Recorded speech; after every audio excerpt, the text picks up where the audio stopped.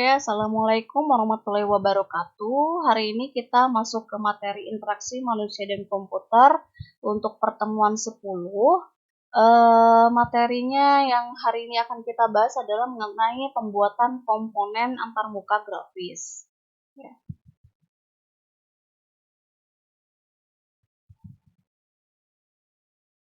Nah, untuk salah satu kriteria penting dalam program atau aplikasi yang kita buat, haruslah memiliki sifat ramah dari sisi pengguna ya, atau istilah asingnya adalah user friendly. Jadi di sini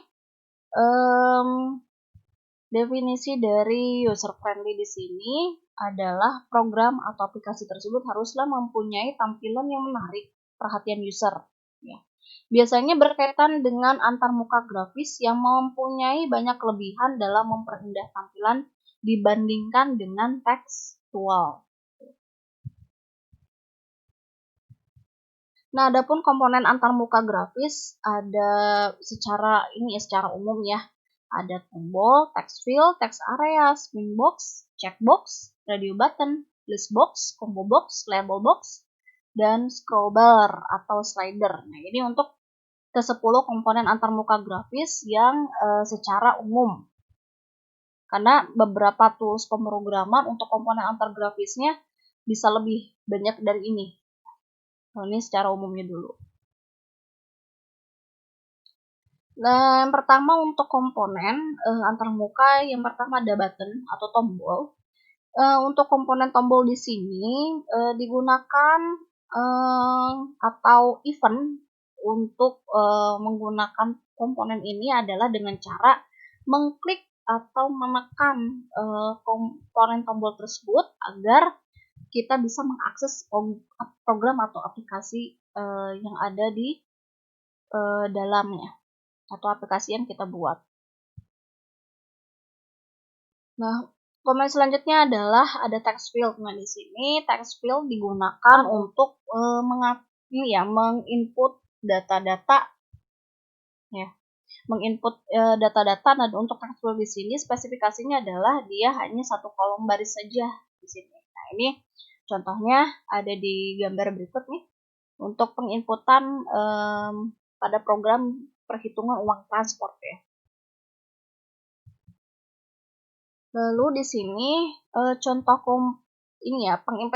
pengimplementasian komponen text field pada Dreamweaver. Nah, di sini di dalam Dreamweaver sendiri untuk komponen text field ada beberapa pengaturan properti yang bisa dilakukan, yaitu pertama ada name yang digunakan untuk mengisi nama komponen text field untuk dipanggil di dalam kode editor pada aplikasi Dreamweaver.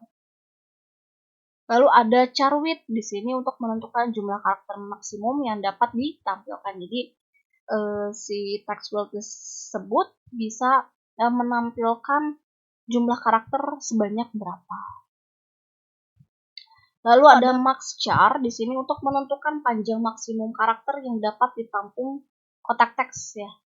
Di sini max char ini digunakan untuk pengaturan jumlah teks yang bisa diinput maksimumnya sampai berapa. Lalu ada tipe di sini atau type digunakan untuk menentukan tipe text fieldnya ya, apakah jenisnya single line, multi line atau password ya. Kalau text field, kalau di Dreamweaver kita pilihnya type-nya single line. Kalau untuk multi line ini untuk penggunaan komponen text area. Kalau password di sini ketika kita setting text field-nya itu dalam settingan password, maka text field tersebut ketika kita inputkan datanya, dia akan menampilkan bukan data sesungguhnya yang diinputkan, tapi menggunakan karakter-karakter khusus ya. Jadi untuk menyembunyikan, untuk menghidden data yang kita inputkan. Misalnya pada saat kita membuat program atau form login ya, misalnya login ada text field password. pada saat kita inputkan data password, maka data yang diinputkan itu bukan dalam bentuk data yang sesungguhnya, tapi dalam bentuk bintang-bintang atau dalam bentuk misalnya karakter titik-titik. Lalu ada init file di sini untuk mengisikan nilai default di dalam kotak teks. Misalnya ingin ini ya, biasanya untuk init file di sini untuk penggunaan nilai value ya, nilai value secara default pada komponen ini. Ini biasanya kaitannya untuk ini ya, untuk pemanggilan nilai default pada komponen di dalam logika program. Selanjutnya ada text area. Nah, untuk text area di sini hampir sama seperti text field, hanya untuk text area ukurannya lebih besar, dan untuk penggunaan text area sendiri ini biasanya untuk penggunaan pengisian ini ya, pengisian data alamat, lalu ada pengisian kegiatan, lalu ada juga uraian kegiatan ya, misalnya uraian itu data-data uraian itu lebih biasanya banyak. Lalu ada juga untuk pengisian apa ya itu komentar. Nah, untuk data-data tersebut kan butuh space atau ukuran yang lebih besar ya untuk tampilannya. Maka ini komponen yang cocok itu menggunakan text area. Jenis komponen pada text area di sini ada beberapa atribut ya. Ada atribut name, placeholder, autofocus, max length, calls and rows. Lalu ada read only dan disable. Lalu ada atribut ID dan class. Kalau untuk atribut name di sini digunakan untuk pemanggilan nama komponen pada code editor ya, atau pada codingan. Lalu ada atribut placeholder, autofocus, nanti di slide selanjutnya nanti saya bahas. Lalu untuk atribut max length ini untuk membatasi panjang dari karakter yang bisa diinputkan. Lalu ada calls and rows, ini untuk pengaturan ini ya, pengaturan ukuran dari text area. Kolomnya berapa, barisnya berapa. Lalu ada atribut read only dan disable, ini untuk mengatur apakah text area tersebut misalnya pada saat dijalankan apakah disable atau nonaktif. Read only hanya bisa di view saja, ya, bisa kita klik tapi tidak bisa kita ubah isi datanya. Lalu ada atribut ID dan class, ini digunakan untuk biasanya digunakan pada bahasa pemrograman CSS ya. Nah, ini untuk implementasi text area, propertinya seperti ini ya, hampir sama seperti text field, cuma pada type-nya di sini dia dalam settingan multi-line.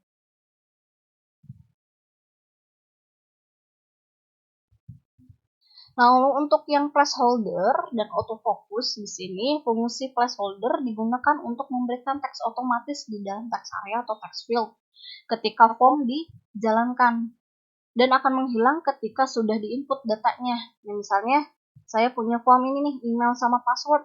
Nah, di text block email sama password kan di dalamnya ini ada keterangan email sama password ya. Nah, ini untuk fungsi placeholder ini ada seperti ini. Adapun untuk fungsi autofocus, ini kita memberikan kursor secara otomatis pada komponen text area atau text fieldnya ketika program atau form tersebut dijalankan.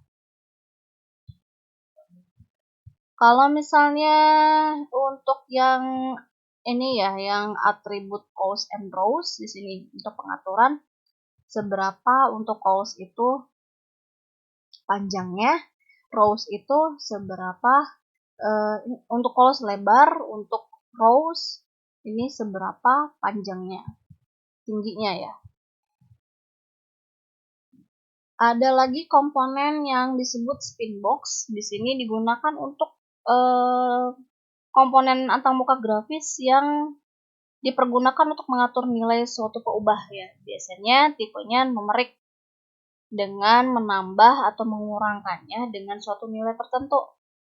Untuk mengubah nilai dengan cara menekan tombol panah yang ada di ini ya, yang ada di komponennya. Misalnya ada menu pengaturan spacing nih untuk before sama after di sini. Untuk pengaturan nilai peubahnya, kita harus mengklik tombol ke atas ataupun tombol kontrol atas atau tombol kontrol ke bawahnya untuk mengubah nilai. Lalu ada checkbox di sini. Checkbox digunakan untuk pengguna kalau misalnya kita ingin memilih pilihan data tersebut lebih dari satu. Ya. Misalnya untuk memilih data hobi seseorang kan bisa lebih dari satu ya, banyak. Misalnya hobinya menggambar, membaca, atau bersepeda. Itu kan pilihan datanya 3 harus kita pilih. Maka komponen yang cocok untuk kondisi seperti ini adalah checkbox. Ada komponen selanjutnya listbox di sini digunakan untuk menampilkan sejumlah pilihan yang tersedia yang dapat dipilih oleh pengguna program. Dan untuk kelemahan dari listbox ini sendiri, ketika tampilan data-data yang di dalam listbox ini, dia ada keterbatasan dalam segi tampilannya ya. Dia tidak secara keseluruhan ditampilkan datanya. Misalnya untuk ukuran listboxnya cuma sampai sini, berarti ya datanya yang bisa ditampilkan cuma sampai sini aja. Jadi untuk data ke belakangnya nggak bisa kita lihat. Harus menggunakan sebuah komponen lagi, yaitu menggunakan scroll bar untuk menggeser kanan atau ke atas bawah untuk melihat rincian dari pilihan pada listbox.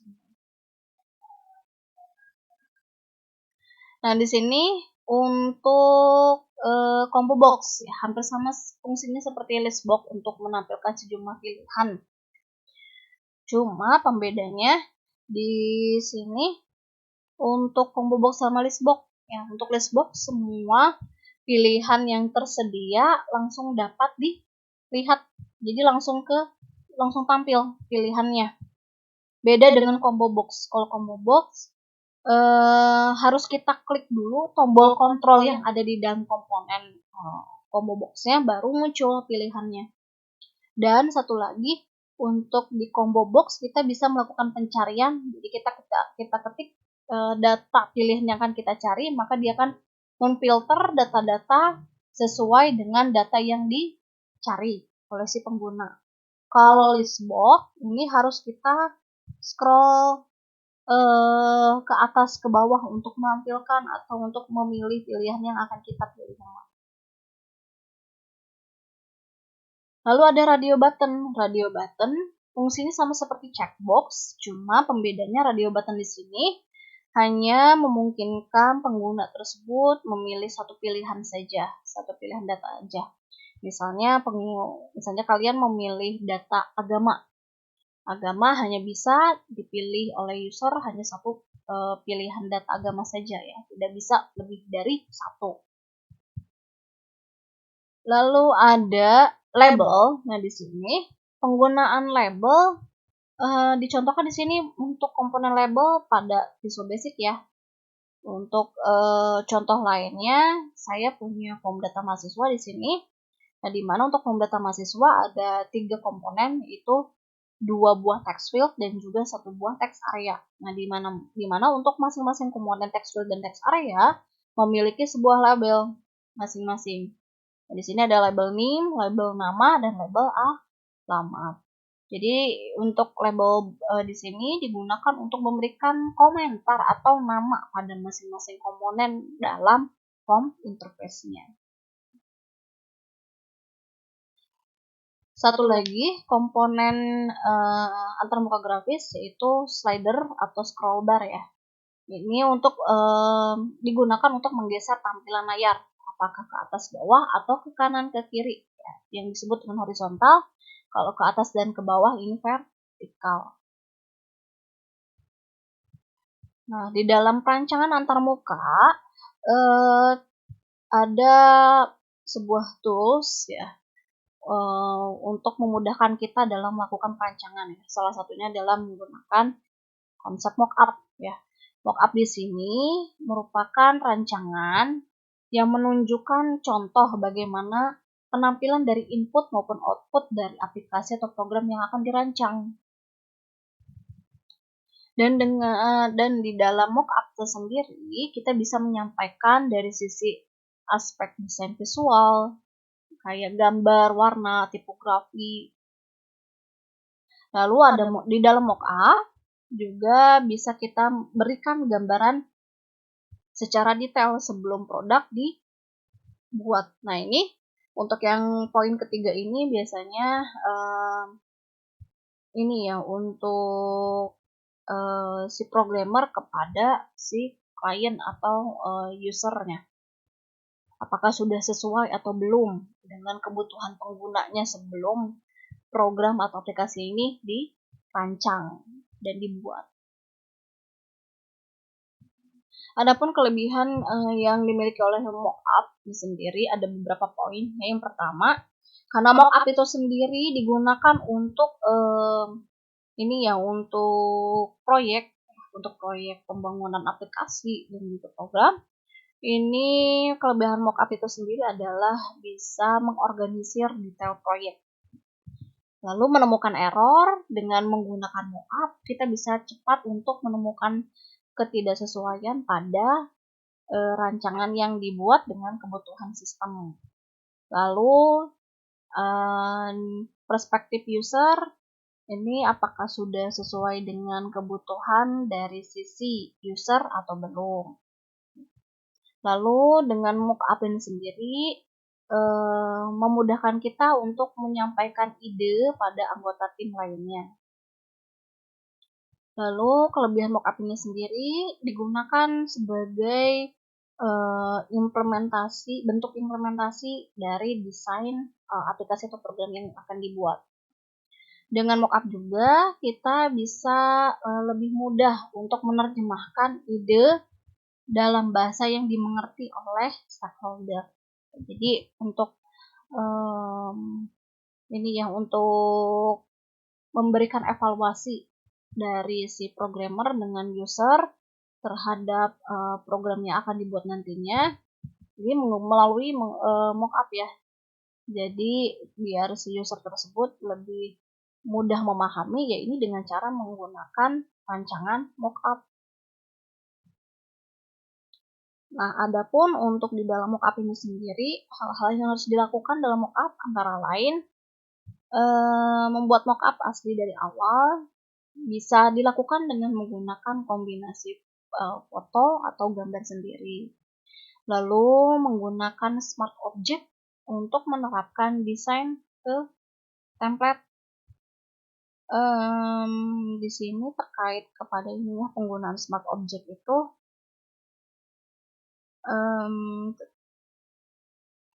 smart object di dalam mockup dapat digunakan untuk mempertahankan konten dan sumber gambar sesuai dengan karakteristik aslinya, sehingga memungkinkan melakukan pengeditan tanpa merusaknya. Lalu gunakan juga Photoshop agar lebih menarik untuk rancangannya. Dan juga jika mockup-nya tersebut sudah berbasis yang 3 dimensi, juga menjadi lebih dinamis jika kita menggunakan Photoshop. Adapun tools mockup yang dapat dipergunakan antara lain ada Mockup Plus, ada juga UI Fluida. Untuk UI Fluida ini membantu kita untuk membuat prototipe yang berbasis web dan juga berbasis mobile. Nah, adapun untuk tools mockup lainnya, mungkin yang sudah kalian familiar ya. Antara lain ada Balsamiq, Mockingbird, lalu ada Mockup Builder, ada Make-It iPhone, ada Figma, Mockflow, Hotglue, lalu ada Impresso Screen, dan banyak yang lainnya ya. Kalau ini untuk beberapa saya ambil sampelnya untuk tools mockup yang dapat dipergunakan. Ini kalian yang sudah kalian gunakan adalah menggunakan Balsamiq. Oke, sekian untuk pertemuan hari ini. Saya cukupkan. Assalamualaikum warahmatullahi wabarakatuh.